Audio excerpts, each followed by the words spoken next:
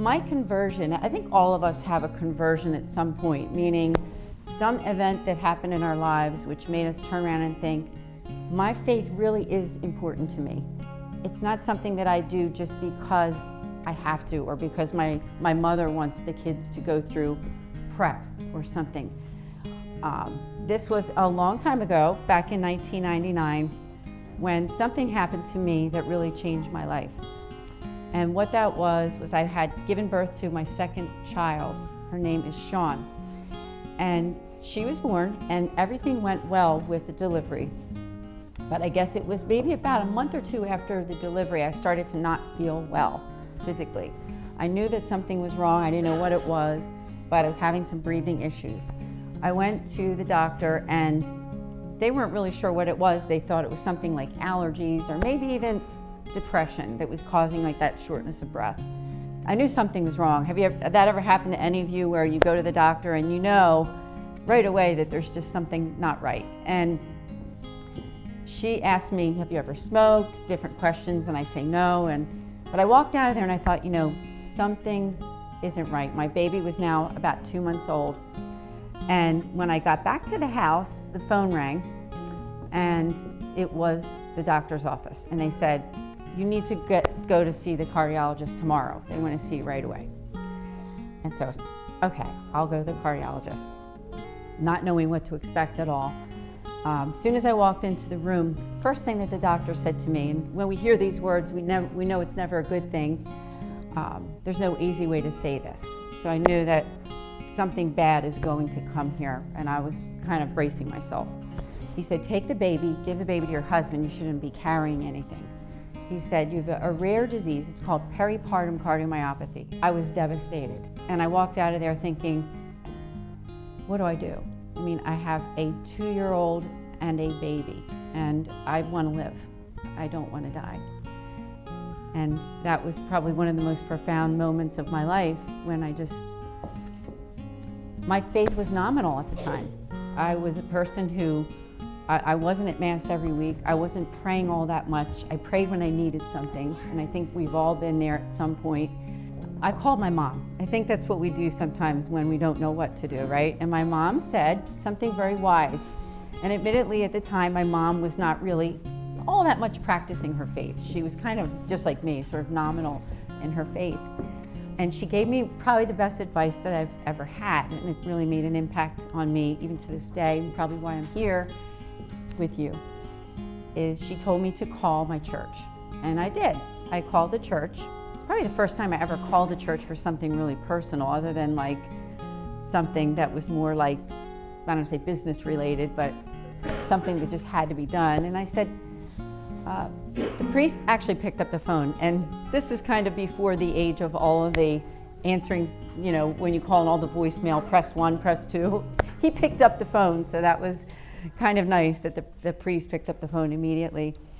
And I told him my story. I said, listen, I just came from got some terrible news from my doctor's office. I have a heart condition and I have a baby. I want to live. Can you come pray with me or do something? Because I don't know what to do.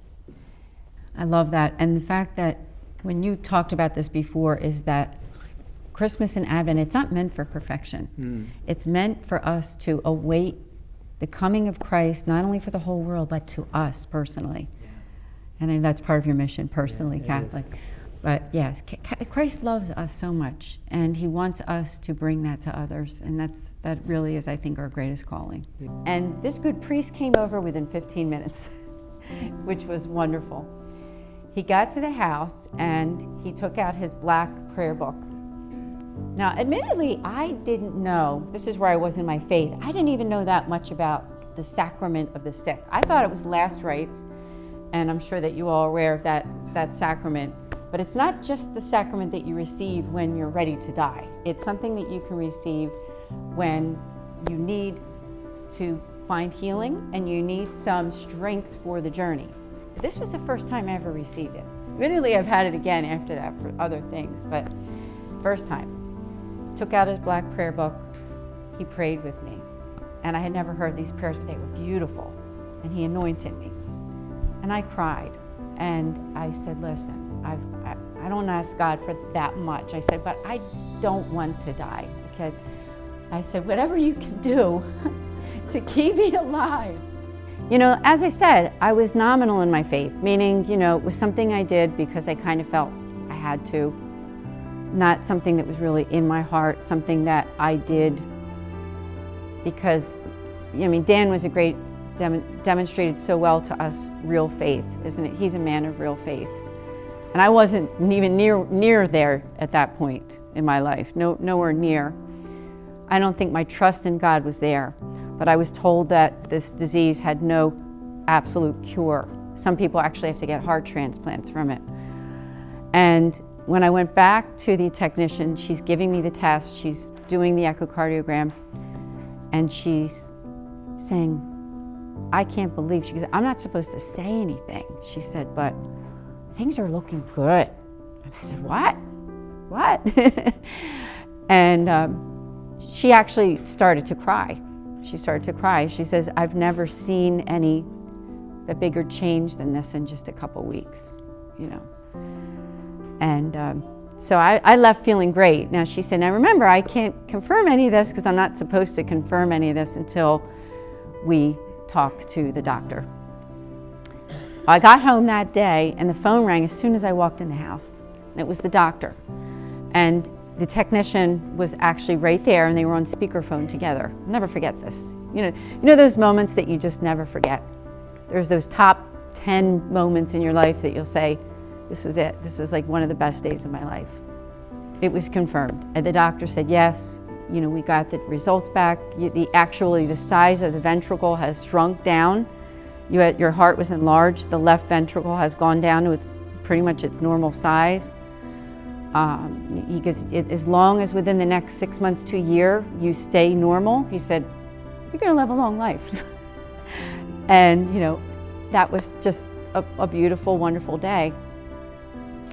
And that wasn't the end of my journey, right? Because life isn't, like Dan said, I'm looking at this manger scene and the Band-Aid story. Life wasn't perfect even after that, but one thing it did give me was my faith. And as Dan said, it's not the presence, the perfection, it's not what other people think of us, it's not even whether our lives are perfect at every moment, at every time, but it's that faith that we got to hold on to, right?